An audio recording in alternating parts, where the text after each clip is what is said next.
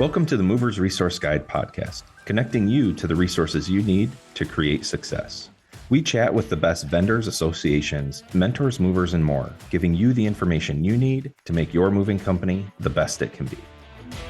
Today, our guest is Ed Katz from the International Office Moving Institute. Ed and I had a great conversation about why you would want to diversify into office moving, some of the pros and cons that are involved in that, and what's the best way to break into the office moving space. Ed has a ton of experience and is one of the foremost authorities on office moving and training movers how to become office movers. There's a lot to learn from Ed. I hope you guys gain as much from this conversation as I did. Enjoy. All right, welcome, Ed. Thank you for joining us on the podcast. I'm glad you're here. Can't wait to talk about everything exciting in the fun world of office moving. Welcome. Thanks for the invite. It's an honor to be on your venue. I really mean that. Thank you very much. So we're kind of getting to a point, or we're at a point now where a lot of moving companies have slowed down. The local moves, the COD market, home closings are down, and we're all kind of, not necessarily all of us, but a lot of moving companies are kind of scratching to diversify to make sure that they level off their revenue and find other things for their crews to do so they don't lose them. So it's a good time to talk about diversifying your moving company. And so we thought it would be great to bring you on and talk about, office moving and diversifying into office moving. And so we're excited to talk about that. And to start it off, why would we want to diversify into office moving? Well, I can only tell you from my own experience. Back in 1976, I'm probably as old as your great-grandfather, so those of you who are listening here. But when I started my moving company, I needed revenue. We did apartment moves, we did house moves, and we dabbled in office moving. I couldn't wait to get out of residential moving for all the reasons you people already know. But I can tell you this, with office moving, you have the potential for fewer claims. The furniture that you're moving is used furniture. It already has nicks, dents, rubs, gouges, all these things. So it's not like it's brand new furniture. And I found that when you're a hired hand of a corporation and you work in an office environment, you're not emotionally involved with your furniture. You don't own it. You didn't inherit it from some great grandma or something, right? So you're not emotionally attached. I'll never forget this. When we started my moving company, like first year, we were screamed at and yelled at by some residential shipper. Your man sweated on my white satin sofa. Give me a break, lady. It's 95 degrees outside. It's humid in Atlanta. We're trying to work fast because you have a stopwatch on us. Yeah. And we sweated on your sofa. I mean, I couldn't deal with it. I couldn't wait to go full-time local office moving. The other thing is some residential shippers are unscrupulous. I really feel, based on my experience back in the day, that some unscrupulous residential shippers will try to lower the cost of the move by faking damage claims and getting you to refurbish or replace some old furniture that they allege you damaged. I don't know. I tell you what, Ed, I can't tell you how many times I've sent a piece of furniture to a repair shop and I get the phone call back from them and they say, you didn't do this damage, right? And I said, I'm pretty sure, but I can't convince the customer that. And they're like, okay, well, there's 7 layers or 15 layers of pledge in this gouge that you supposedly did. And it's like, well, since I can't convince my customer of that, I have to go ahead and get it fixed to protect our reputation. So it can get very frustrating. Yes. And you guys today have, again, held to your head. It's called Yelp. And I noticed it. I mean, all these moving companies have 4.5 or 5 stars for their rating. And that tells me you're 60 cents per pound per article. I don't think so. You're probably throwing money at claims that you normally would not have if there had not been Yelps or Kutsu or whatever the social media is that publicizes this customer, this shipper was unhappy with you. See, that that virtually goes away on an office move. The other thing Yeah. is the profit margins on an office move are, in my opinion, a lot higher than on a household goods shipment. You know, what is gross profit? My definition of it is if you had a, let's just say a $10,000 local office move, which is not large, but it's decent Right. size. Mm-hmm. And you subtracted the actual labor costs, the supervisors, the drivers, the foremen, the mover helpers. So that's your labor cost. Yep. And then you subtracted the salesperson's commission who booked the move, 8, 9, 10%, whatever you want to pick. Yep. And then you subtracted the actual cost of your packing material that you use on that job. Mm-hmm. And then I would also say there's a depreciation charge of the truck and the rolling stock, the dollies, the panel cars. So because you're using them and they're going to start wearing out if you use them. Yeah. So if you were to subtract all those expenses from revenue, I found on average it was 50%. So when I sold my moving company back in 2000, we did around 4 million in local office moving revenue, which probably today would be about 7.5 million. But let's go back to 2000 revenue. 4 million gross revenue, gross profit margin should be around $2 million before we subtracted administrative costs, all your overhead, salaries, and all the other stuff. Yeah. So that's why I thought it was pretty profitable. Yeah. And the other beauty of office moving is there's no busy season. It's not seasonal. It's steady year round. I was amazed how many moves we did in November, December, January, and February. I guess if we had any slow month at all, Brian, it was August, and that wasn't even slow, but slower than the other months because apparently, at least in Atlanta, a lot of our clients, decision makers, would go on vacation and they wanted to be there during the move. So they might postpone their move till September. Yeah. But I can tell you, we did some of our largest moves over Thanksgiving. Yeah. Because you got Wednesday afternoon, you got Thursday, you got Friday, you got Saturday, you got Sunday. And all those days give you a bigger window of time when you can be shut down and do the move. So and that's what really attracted us to office moving at the start was it has a flatter demand curve. And in the moving industry, a lot of times we try to find more work. And you know what I found at one point is the more real estate relationships we build and the more real estate agents that count on us, the steeper and steeper that demand curve gets in the summer. And you can never fulfill all those relationships in the summer in order to have yourself busy enough to survive in the winter. And it just gets harder and harder and you put more and more pressure on yourself in the summer to get all that work done. And so we really started seeking out those things in the moving industry, such as senior moving or office moving, that have a more of a flat demand curve. So that I think right now, especially when things are slowing down, that's a really, really good reason to diversify into this. I mean, I've always loved it. And the other thing is, let's say we're going into recession right now. Mm-hmm. We were just as busy in a recession as we were in boom times, because when companies lay off employees, they want to move to smaller space to cut their overhead, and they're not going to just dispose of their furniture. They're going to want to store it. So our storage revenue increased during recessions. Okay. We still did moves, only we moved furniture to our warehouse and we moved it to a newer building, new space, but they were consolidating. And then on the other side of that is during boom times and they're hiring and they don't have enough space.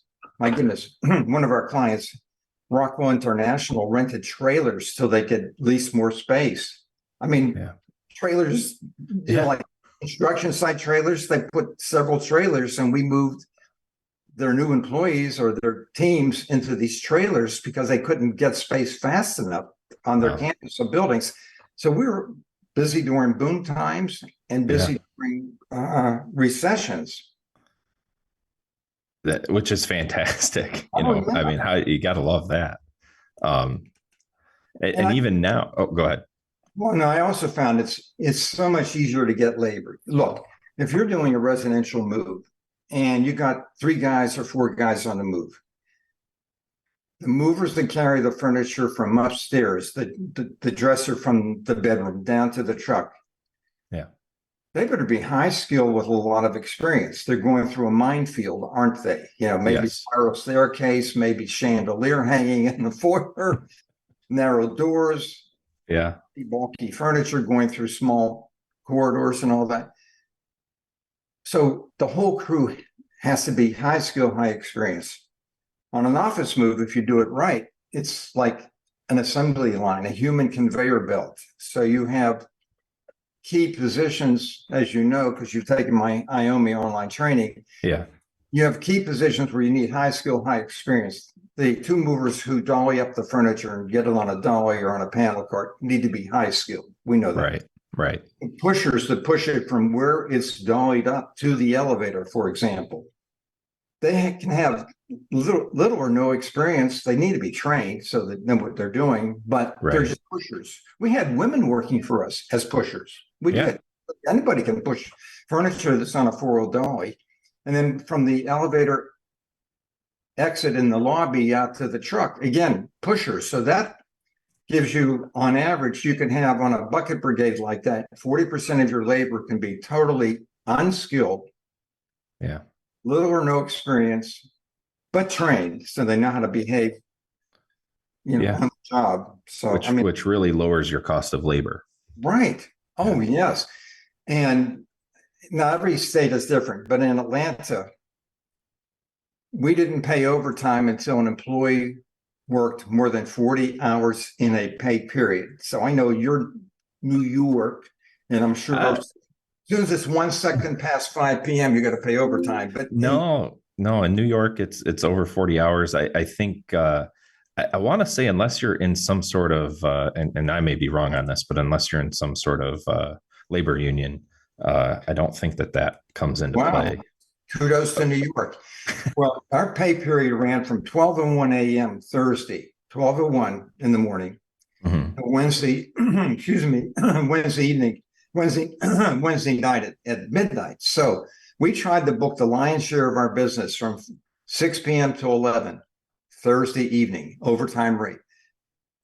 6 p.m. Friday to 11 p.m. overtime rate. All day Saturday, overtime rate. All day Sunday, overtime rate. Monday evening, 6 p.m. to 11. So by Monday evening at 11 or night, at 11 p.m., most of our movers had 40 hours of business in. We tried to virtually shut down Tuesday and Wednesday because I don't want to give the profits back in overtime. We try to book as little business as possible Tuesday and Wednesday. So here we're billing out. Think about this. We're billing out at the overtime rate. Mhm. For the most part, we are paying our labor regular time rate. And then, of course, at evenings and weekends is when we had all these part-time people working for us, but they weren't not even close to 40 hours. Yeah. Obviously, you can't do a job without a supervisor or without a driver. So our drivers and our supervisors, sure, they had overtime pay typically every week because they're working all the hours. But we Yeah. measured and managed the number of hours an employee had per day in every work pay period to try to keep them somewhere between 32 and 40 hours. Because, if you don't give somebody 32 hours at least, you're going to lose them. I don't care what you're paying per hour. Yeah, yeah. And I may pull you off track here a little bit, but one of the things that I picked up on there that you talked about is you're doing a lot of these moves on evenings and weekends. Right. So from a diversification standpoint, and some movers may not want to work on nights and weekends, but you now can utilize your trucks more thoroughly.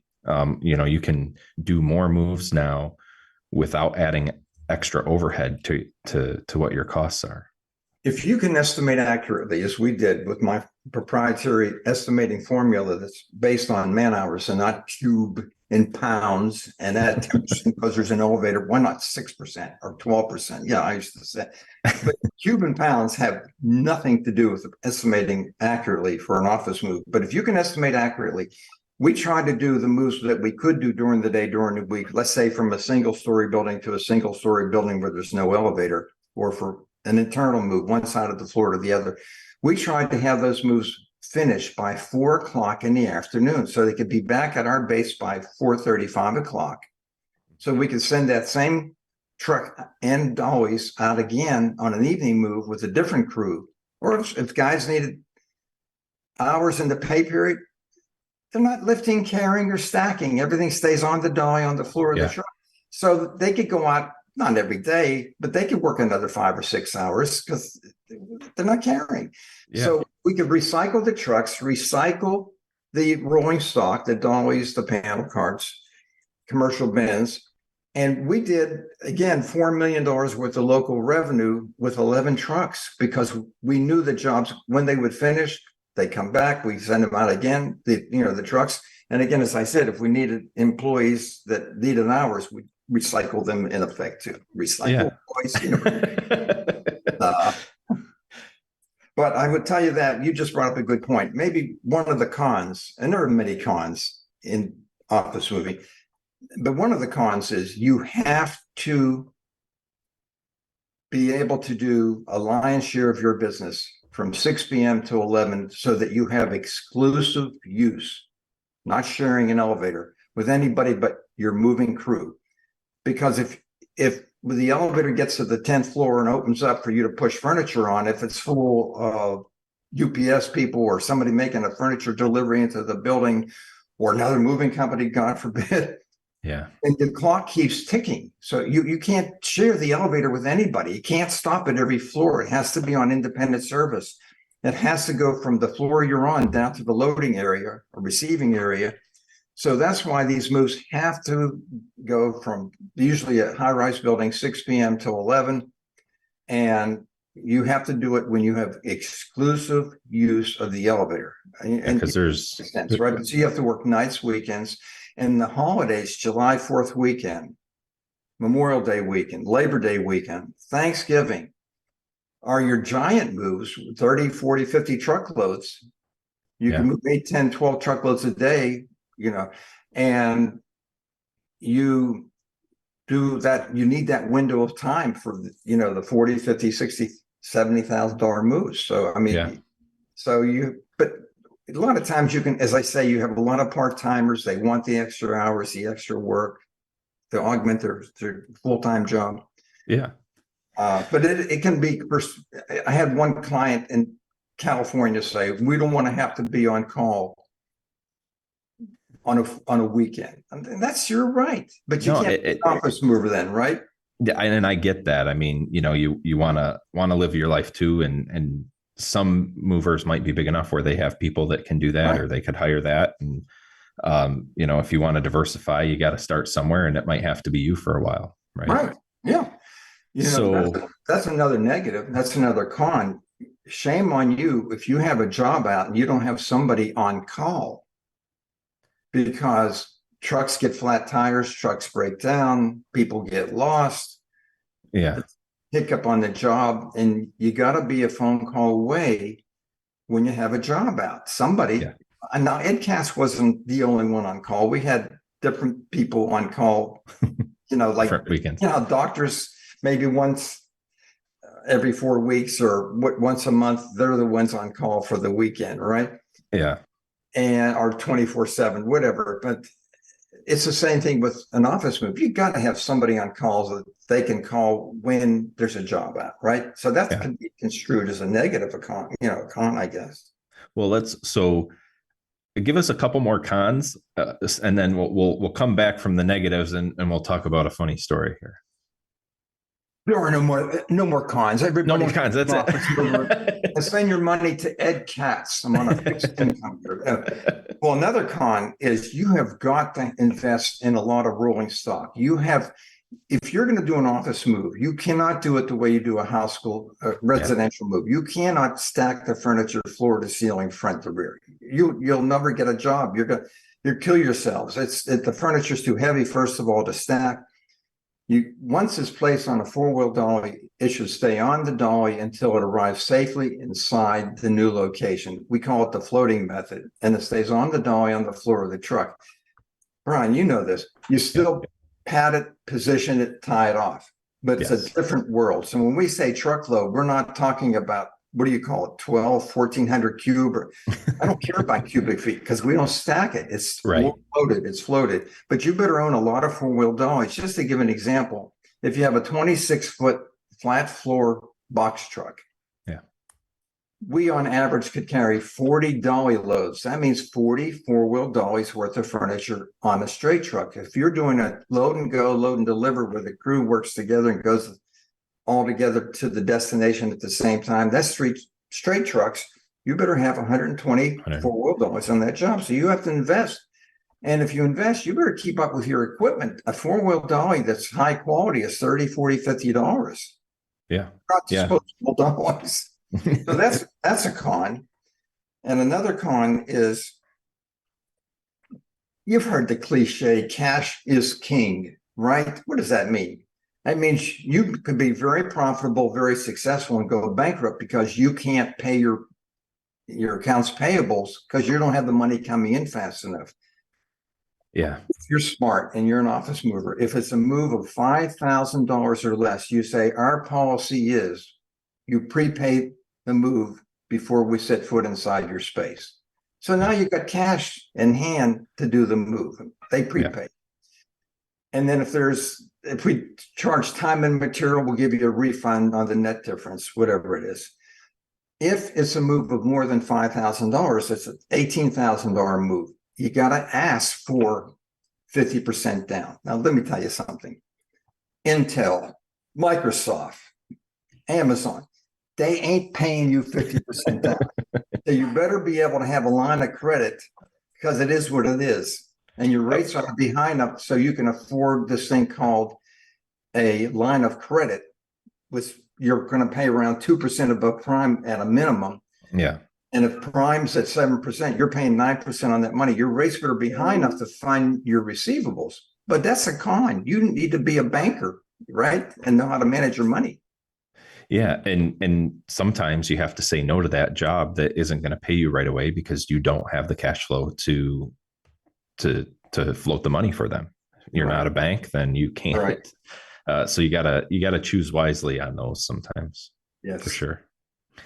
So we're a little past halfway here. So I'd like to take a little break. We like to hear a funny or crazy moving story because we all need to laugh a little bit sometimes. So give us a quick story about something that happened in the world of Ed Katz while you were running your office moving company. Well, anybody that knows me knows I'm an alcoholic and I'm crazy, and there's a reason for it.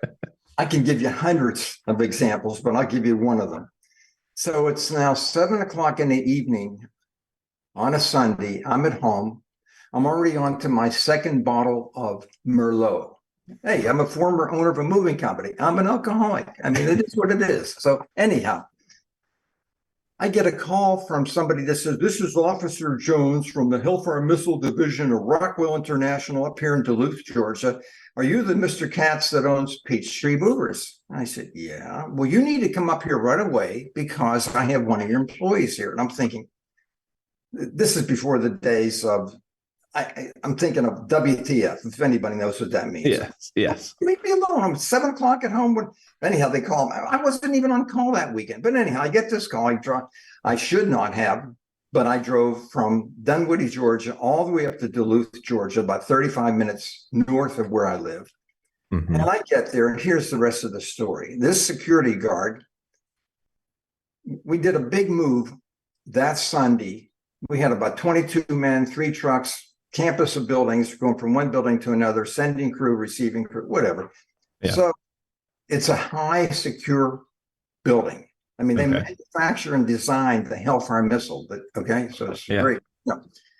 So there are 3 elevators that go from the ground floor to the 4th floor where we're doing this move. And only one of them is a freight elevator. The other 2 don't work, and it's on independent service. So apparently around 5:15 in the afternoon, the job finishes. The crew leaves the building. They go downstairs on the last trip of the elevator. It's open now. Doors are open at the loading dock. Yeah. And they take off. They get in the trucks and they leave. So unbeknownst to everybody, one of our newbies, a guy that's worked for us Saturday for the first time, and now Sunday he's working. Oh, no. Yes, he comes out of the men's room. Nobody's there. He's like, hey, where's everybody? He runs to the window and he looks out in the parking lot, and everybody's getting in the trucks and the vans and they're leaving. And he's banging on the window. He's, 4 floors up. They don't hear him. So he runs to the elevator and pushes the button. Well, the passenger elevators, they don't work because it's a secure building. And the one elevator that works is locked open down at the loading dock. So he's panicking. He runs around the floor. I'm getting all this from the security guard and he sees 2 exit doors that have this big red bar across. Warning, stop. Alarm will sound if you push this bar. Well, he doesn't do that. He's scared to death, right? Scared he's going to get in trouble. Yeah. Yeah, he's probably 17, 18 years old, this kid, and he's not from that neighborhood. So anyhow, the security guard around 7 o'clock at night, he has this, back in the days, nothing was digital or anything. He has this strap. It looks like a purse, but in this leather pouch, he's got this clock, and he goes from floor to floor, one side of the floor to the other in this building to make his rounds. He's a security guard, checking to make sure everything's all right. And he gets to these little glass cabinets, and he opens it up and takes a key out, and he puts it in the clock, and he turns it, which registers on a round disc card that he's been at that place on the floor at that time of day. You got that? Yeah. So he gets to the 4th floor, and he gets off the elevator, and he thinks, he's telling me this story. He thinks he hears whimpering, but he doesn't see anybody. He says, hello. Nope, nobody responds. Mm-hmm. He walks halfway down the floor, and he looks behind a desk where he hears the whimpering, and there's my newbie employee sitting on the floor with his back to the wall crying. Perfect. So the rest of the story is the same kid. He picks up the telephone. You and I wouldn't know this either. To get an outside line, you have to hit *8. Well, nobody. So he can't make a call. He thinks he's going to be trapped there to Bundy. Bundy. Yeah. So that's why I got the call. So Mr. Katz picks this kid up, drives 35 minutes to where I live, and then I drive another 40 minutes to where he lives. I shouldn't have been driving anyhow. You think that's funny, huh? So we had a new policy at Peachtree Movers starting Monday morning. Every time we had a new employee, we said, let me tell you something. If you go to the cans, you go to the bathroom, you better tell 3 of your fellow employees, tell 2 of the other movers, and tell the supervisor, I'm going in the bathroom. Don't leave me behind, because Mr. Katz ain't coming to pick you up anymore. I don't think that was funny. Well, I mean, it is now looking back on it. It's a great story to tell, Nobody takes roll. I mean, come on, give me a break. No, job's over, get in the trucks, we'll all leave. Yeah, our guys wouldn't.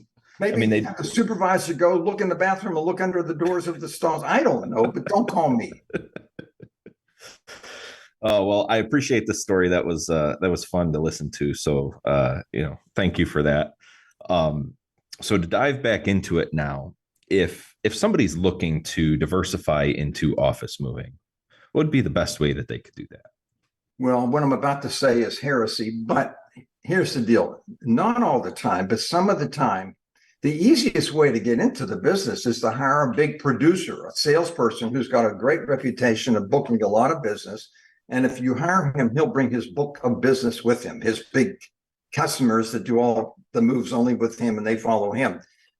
However, it's not uncommon when you hire this big booker who gets a percentage of revenue, right? Based on the revenue, he gets his commission. After he's at your place of business now with his big book of business for a couple of weeks or whatever, he's at his comfort level, and he says, hey, if you don't lower our price to this customer, we're going to lose them because we're not being competitive. So this salesperson has very little skin in the game. He just wants to keep the customer, make it easier for him to quote jobs and book moves. Yeah. And you're now not necessarily making a profit at these lower rates. So look, I know It's a way. I have lots of clients that are very successful at interviewing and training and hiring, whatever.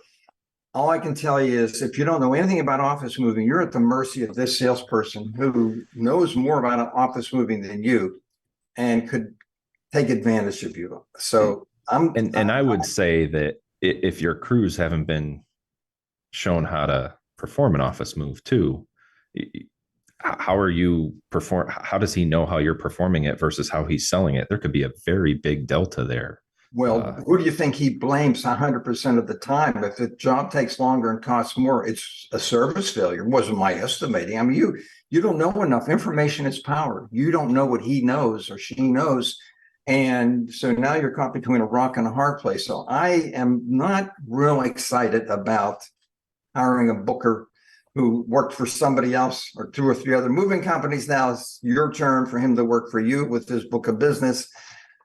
I don't know. So let's go from the easiest way to the best way to get into this. Yeah, which is not the easiest, but here comes the commercial from Ed Katz. There we go. If you don't get trained before you get in to this business, you're crazy, because this is not anything like household good. It's the process is different. Again, bucket brigade, not human conveyor belt, get the furniture out of the building onto the truck and get it from the truck back into the new space. That's a bucket brigade human conveyor belt. It's not like anything you've done in household good. And keeping the furniture on the dolly on the floor of the truck. You better learn how to load a truck our way so that you don't spend too much time, bottlenecking at the truck, trying to load the truck. Right. And how you manage and control the crew. It's a whole nother business. Yeah, you have trucks and you have labor, but that's about the only similarity. So I believe that you need to be trained first, and you can't control employees if they know a lot more than you. You've got to at least know what to anticipate and expect so you can measure, so you can manage. So I'm a disciple and I'm the Pied Piper. Like, you got to be trained before you do this, or you're going to be sorry that you dabbled in office moving. You're going to get jobs because you're the lowest bidder and you've underestimated the job, as we did before I knew what the heck I was doing. And I based it on cube and pounds, and cube, you got cube times 7 and 1,000 pounds per hour. 3 men move 1,000 pounds or a room of furniture per hour. It doesn't fit an estimated office move. And that's how we would quote those office moves, and we would actually overquote them because we weren't performing the moves the right way. So when we would bid on them, we just wouldn't get them. And once an office move got to a certain size, and I think a lot of movers are like this, it was, I don't really want to dabble in that because I don't understand it. And until we signed up with IOMI and learned how to not only quote it competitively and correctly, and then perform the move correctly, did we really skyrocket the number of jobs we were booking in office moving, and then we were beating our quotes pretty regularly. So it was fantastic. Well, I remember when I first started and I didn't know what I was doing, and we got an architectural engineering firm that we moved with flat files. Mm-hmm. And the job was supposed to finish at 5:00 on a Saturday. Ed Katz was driving around North Lake Park, where there's a mall and office buildings, with cash in my pocket, going up to people at street corners saying, "Hey, you want to earn some extra money?" This is back in 1977. I didn't know what I was doing. And I'm picking people up off the street because my crew wants to mutiny and leave the job because they're killing themselves moving flat files, and we're not even near done. And it's job's supposed to finish around 5, and we still got 2 more truckloads to unload, and I'm desperate and I don't want these guys to walk off the job, and I'm picking people up off the street who want to know anything about that. We had to get more manpower on this job. It was insane. And nobody wants to go through that. No. And if you have the right tools, you have the right information, you have somebody that shows you how to do it. We would dabble with $2,000, $3,000, $4,000 office moves. And as soon as we went through the training and learned how to do everything right, immediately it was a $10,000 office move, a $15,000 office move. $120,000 office move, and all of which we handled really well, had rave reviews from the customer, got the jobs done on time. And without that training or that know-how, or without somebody showing you how to do it the right way, we still wouldn't be doing office moving. Would you agree with me? It's not qualitatively hard, it's quantitatively hard. It's a paradigm shift. It's so foreign from what you do on household good and residential, but it's not hard to learn. No. It's just different. Just different. It's just somebody's got to show you how to do it. And you got to have somebody that knows what they're doing to show you how, because you figured it out on your own over time with a lot of pain, right? The school of hard knocks. But look at me. They can't see me, but look at me. I'm only 30. I'm only 30 years old, and I look like I'm 78. I'm 86. I don't know. All right. Well, we're probably, I don't know, past our time here. But if people wanted to, we'll start with this. If people want to see you in person and shake your hand and talk to you, I know that. So I'm the president of the New York State Movers Association. We're going to see you the 17th and 18th out in Monticello, New York. And you're going to speak to us out there. So if there's any New York State movers, sign up for that conference. You'll get to see Ed in person. But other than that, where are you going to be this fall that people can come see you? I'm going to be at the Movers Titan Retreat in Tampa, Florida. The last week of September. I urge all of you, if you want to find out more about it, it's a wonderful, wonderful venue to attend. This is my third or fourth one. I cannot tell you how wonderful that experience is. And if you want more information, call me. Brian will give you the contact information. Contact me, but it's run by movers in Florida. I cannot say great things about it. I'm going to be speaking at the IAM annual convention conference in Toronto, second week in October, and as you said, third week or 16th, 17th, 18th, and in Monticello at the New York State Movers. And we can have a Teams call anytime.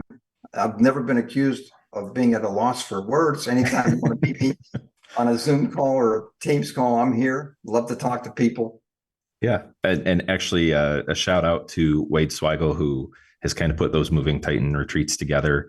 I have not attended yet. I've been invited, just haven't been able to pull the trigger on that. But he also has the Grow Your Moving Company podcast, which is great. So more resources there. But well, I appreciate your time, Ed. When we close out, we'll make sure everybody has access to all of your information. But I really appreciate you taking the time to come on and educating us a little bit about office moving here, giving us a little teaser anyway. But always wonderful to chat with you. Really appreciate everything you've done for us and that you continue to do for the industry. So, thank you for joining us. Thanks for finishing early enough so I can go back into the nursing home now. Oh, I see they're coming to get you, right? I'm going to get me. My lunch meal. My lunch is about to be served. Thank you. Oh, there you go.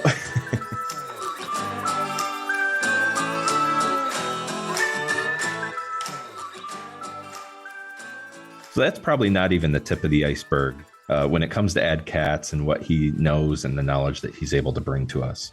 I hope you guys enjoyed that conversation. Hopefully it's a start of more to come with what you can learn from Ed Katz.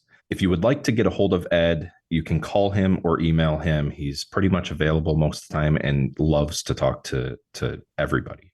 You can give him a call on his cell phone at 404-358-2172 or email him at edkatz@officemoves.com.